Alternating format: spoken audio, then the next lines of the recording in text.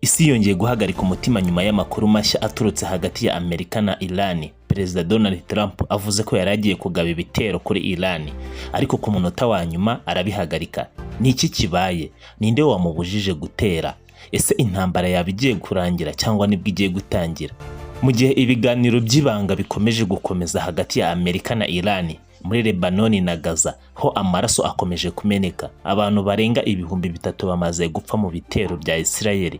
Reka turebere byose hamwe biri muri iyi nkuru, muri iyi ntambara ikomeje guhangayikisha isi.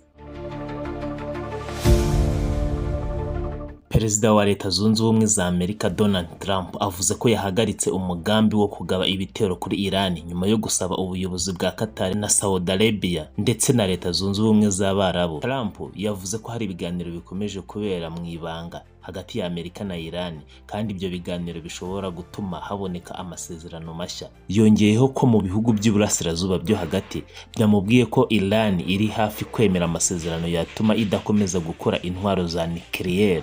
Perezida wa Iran yavuze ko kuba Iran iri mu biganiro bidashatse kuvuga ko igihugu cye cyacitse intege. Yagize ati, gukora ibiganiro ntabwo bivuze kwemera gutsindwa. Yakomeje avuga ko Iran yinjiye mu biganiro ifite icyubahiro n'imbaraga kandi itazigera yemera ko uburenganzira bwayo buhutazwa. Ingabo zidasanzwe za Iran zizwi nka RGC zatangaje ko zagabye ibitero mu matsinda zishinja gukorana na Amerika na Israel hafi ku mupaka wa Iran. Iran yavuze ko ayo matsinda mashya yashakaga kwinjiza intwaro za Amerika mu gihugu rwihishwa.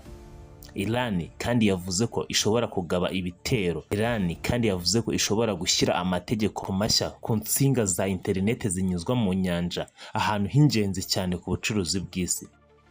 Abayobozi bakomeye ba Iran bakomeje kuburira Amerika bavuga ko nibongera gukora ikosa rya gisirikare, Iran izabasubiza yivuye inyuma kurusha mbere hose. Pakistan iri kugira uruhare rukomeye cyane mu biganiro hagati ya Amerika na Iran. Iran yavuze ko ubutumwa bwayo ku cyifuzo cya Amerika bwanyujijwe muri Pakistan, na Qatar yavuze ko ishyigikiye uburyo bwo gukemura ibibazo biciye mu biganiro aho gukoresha intambara. Mu gihe Amerika na Iran biri mu biganiro, Lebanon ho ibintu bikomeje kuba bibi cyane. Minisitiri w'ubuzima wa Lebanon yatangaje ko abantu barenga ibihumbi 3 bamaze kwicwa n'ibitero bya Israel kuva ku itariki ya 2 Werurwe kugeza ubu ngubu.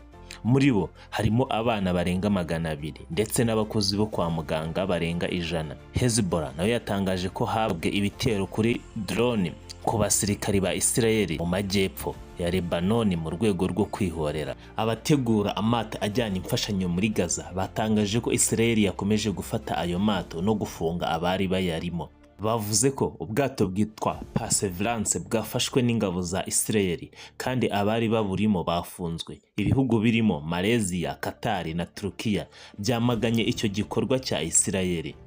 Isi yose iri gukurikiranira hafi ibiganiro hagati ya Amerika na Iran. Ese ibi biganiro bizahagarika intambara cyangwa ni igihe gito cya mbere yuko ibintu birushaho gukomera? Muri Lebanon, Gaza ndetse no mu bindi bice by'Uburasirazuba bwo hagati, abaturage bakomeje kubaho mu bwoba n'amarira. Niba ushaka gukomeza gukurikirana amakuru nk'aya agezweho kandi asesenguye neza, kanda subscribe kandi usangize abandi iyi video.